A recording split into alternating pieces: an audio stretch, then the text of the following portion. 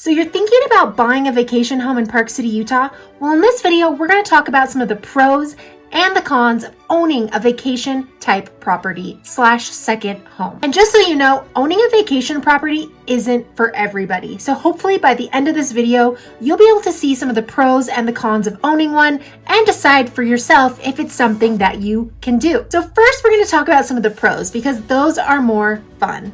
So it's no secret that owning a vacation property costs money. It's a little bit more expensive to own a vacation property or second home property. It's kind of like all the expenses that you have with your current property, you're going to have when you carry it into a vacation property. But let's jump into the pros. Pro number one, you always will have a place to stay no matter where you go.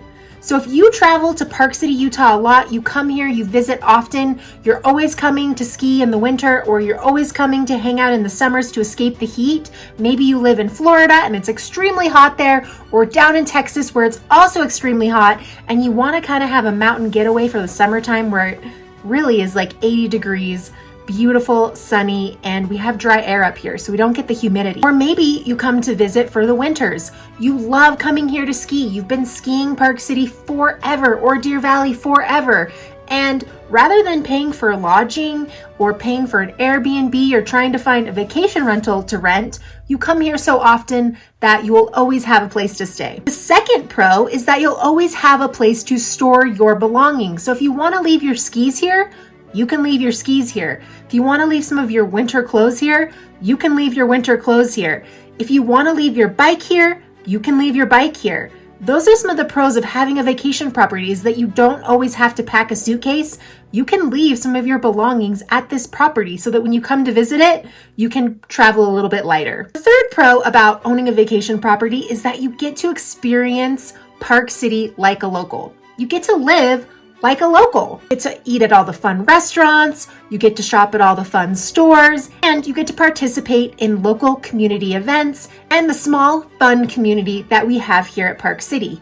You get to know the local gym owners, you get to know the local hair salons, you know the best places to eat, you know the best places to shop, and you know the best trails to go hiking and biking on. The fourth pro about owning a vacation property is that if you purchase in an area where you could actually do short-term rentals with this property, you might be able to acquire a little bit of cash flow when you're not using it and rent this property out to help offset some of your costs, such as your HOA fees, your taxes, the utilities on it. Maybe this property could generate 30 grand a year for you, and that would help offset some of the costs of owning a second home / vacation property here. And the fifth pro is that Park City is always a really strong and stable market to park your long-term investment.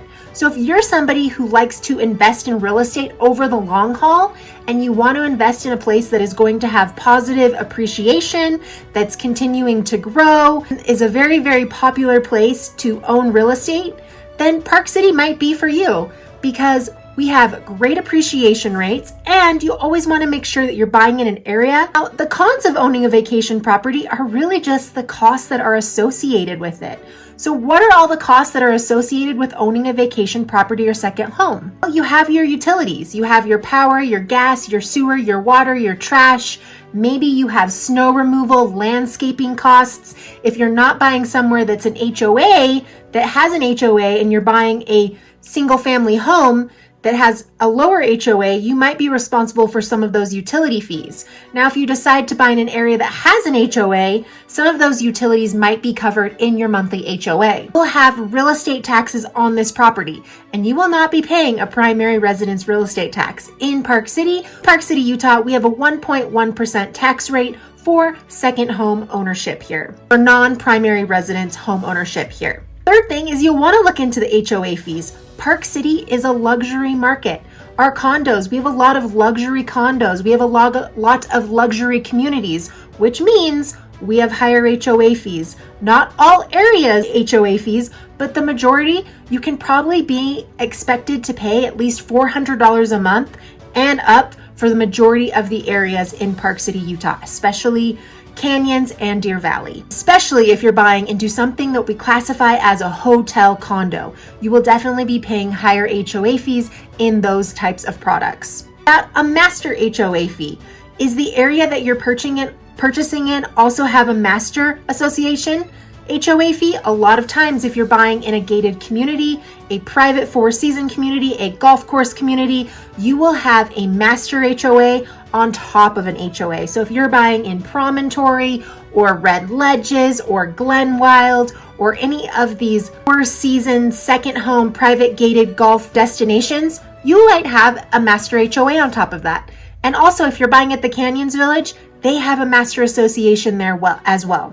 So you'll be paying an HOA for the building plus a master HOA for the community. About buyer transfer fees. These are very prominent here in Park City and the surrounding areas. If you shop in Hideout, the Jordanelle area, you will have transfer fees over there. If you shop in Park City, specifically the Canyons Village area, you will have a 2% buyer transfer fee. So knowing what those are up front. So 2% of the purchase price. So if you're buying a $2 million condo, you're gonna have a 2% buyer transfer fee on that $2 million condo. Also wanna look into miscellaneous fees and items. Does the HOA have any administration fees?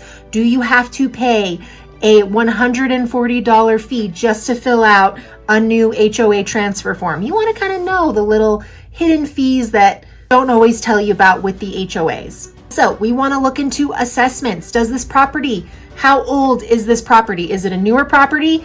Or are we going to have some assessments on here? Meaning, is the roof going to need to be repaired? Does the siding need to be repaired? Are the garage doors going to be repaired? Are they putting all new windows in? Is the HOA planning on doing any assessments?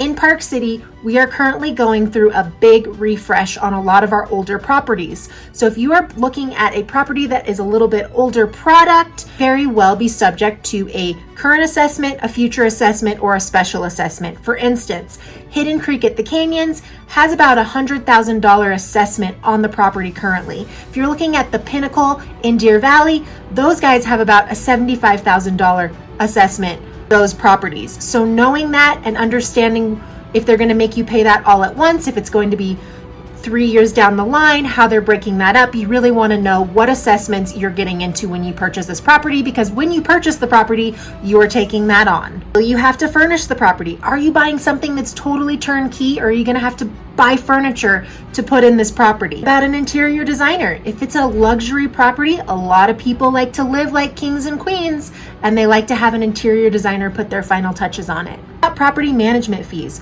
When you're not at this property, what's the safety of the property? You want to make sure that it's okay. You also want to make sure that it's maintained. So having a property manager to run the property for you and also maybe take care of those nightly short-term rentals if you decide to kind of rent it out occasionally. So having somebody to manage the property for you is also going to be a fee. You can pay anywhere between 35% and 50%. That's kind of the average for Park City.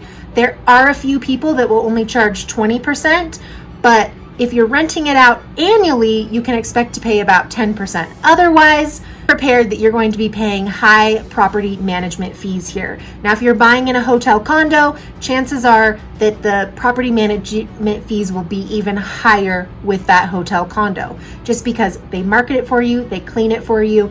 You are basically hands off. They are full service. They're doing everything for you. They're handling all the repairs for you. You really don't have to lift a finger. You also have to factor in the maintenance and the upkeep of the property that you're looking at purchasing. Does it need a new roof potentially down the line? Does it need new appliances down the line? Are you going to rip out all the flooring and get rid of the carpet? Are you going to put in hardwood floors somewhere? Are you going to be doing any upgrades to this property if you bought a property that was a little bit older? You want to factor in the repairs, the rehab, and the maintenance into owning a second home or vacation property. Hopefully by now you've sort of understood the pros and the cons of owning a vacation property.